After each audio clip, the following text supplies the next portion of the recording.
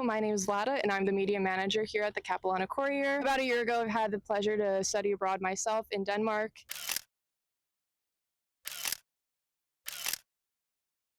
It made me curious to hear about my fellow peers who also studied abroad and about their experiences. So with the deadline coming up on September 30th, I've decided to sit down with some of my peers and hear about their experiences, the highs and lows and everything in between.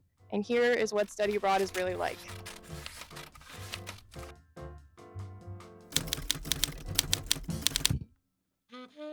Hi, I'm Scarlett Sparrow Felix. Hi, I'm Leo Gregorian. All right, yeah, I'm Max. We're film students. I studied abroad in Denmark for the spring semester. And I studied in England. And yeah, we studied at Hatfield, England at the University of Hertfordshire in the UK.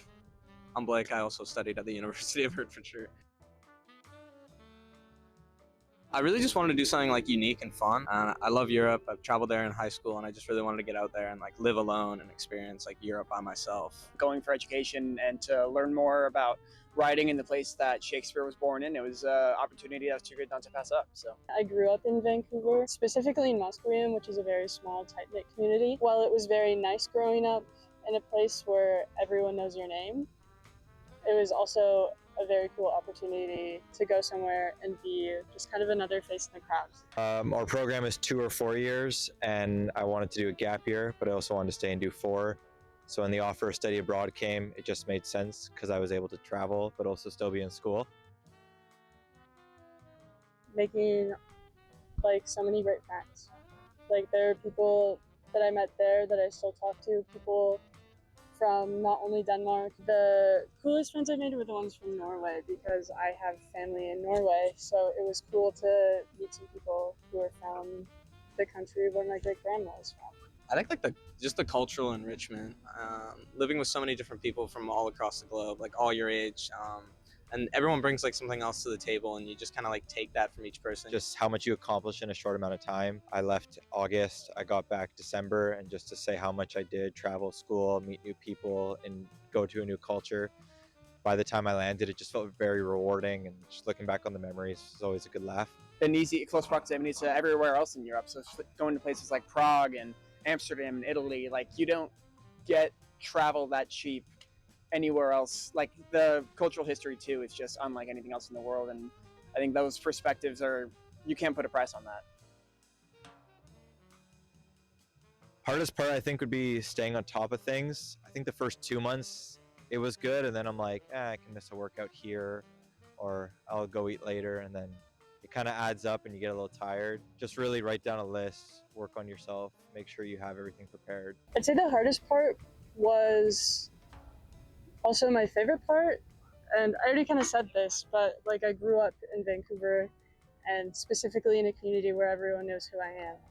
And I wanted to go because I knew that'd be challenging, and it kind of was. Dual hardest part, favorite part, reason I went was to just kind of be alone for the first time ever.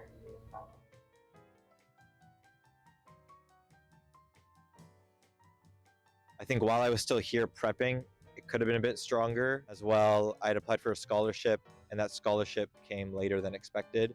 So I was eating into my finance more than I would have liked, just because I'd factored that in, that it was going to be there when I arrived to England. One thing that could have been improved was just like the timeline. Personally for me, I had a hard time getting my visa in Vancouver in time. They were a huge help for so much of it, but at the same time, like there was some stuff that seemed very redundant, so that when there was stuff that was absolutely vital for us to know, it kind of just got lost in all of the other things that they were trying to communicate. I think the strengths of the study abroad department at Capilano University is that they're always there for you. So I never felt like I was isolated or alone on the front of trying to get a visa or anything like that. There was always someone available and someone on the other side. Honestly, travel to even more countries. I think on the first few weeks, we planned out all of our travels, but then I think when we got to the end of the semester, we were like, man, I kind of like being at the school seems so tame compared to what we were doing in Prague and everywhere else. So it's just like travel as much as possible. I think like even just meeting as many more people as possible. Like we met definitely a lot of people, but there were definitely some people we were meeting towards the end of the year who had been at like the parties and like stuff like that. That I They were kind of great, wish, yeah. I kind of wish we had like interacted with earlier. I think if I could change one thing, it would be a better sleep schedule. I don't know. I was excited to just go there and figure it out. I think I wish I knew to not take it so seriously and just to take a step back. Like I said, like you want to go in full steam, you want to do everything, go everywhere, but it's also fine to just to stay in your little dorm, do some studying, eat with your dorm mates, and just take it easy for a couple days. I think that's probably what I would have liked to know. Those little moments go a long way. You're never going to get a chance like that again. You're never going to be able to be that irresponsible again. So like as long as you're being safe and no one else is getting hurt, then just have fun. Take lots of photos. Yes. Take lots of photos. You're going to have your own unique experience. Say you want to go out and travel, you can do that. Say you want to be more a homebody, that's also great. Stick to the schooling. But at the end of the day, you're moving to a new country and a new culture. That in itself is just a great experience. I think everyone should experience at least once. Absolutely. No matter like if you're not a party person, if You you're will learn tra- so much about yourself. You'll learn so much about the Traveling. world. Like it, even if it goes terribly for you. Like, There's something for everyone. I mean, Yeah. in abroad, you can like there's so much going on. You can pull whatever you want out of it. You don't have to go partying every night. You don't have to go traveling all the time. You Yeah. can just go enjoy the public parks of Europe or wherever you're traveling to. Just the See the museums, the architecture, the history. the food, oh man. Just it's a change of scenery, and like living by yourself is just really, I think, beneficial to your overall like humanity. I think it depends who you are, obviously, but I think it is a worthwhile experience if you have the means and are able to personally and emotionally, financially move away. I think that you shouldn't give up this opportunity. With the deadline coming up, I think the first thing that you should do is get your references done right away. Try your best to stay on top of things while you're here, because when summer hits or you're there, it's not much hand holding.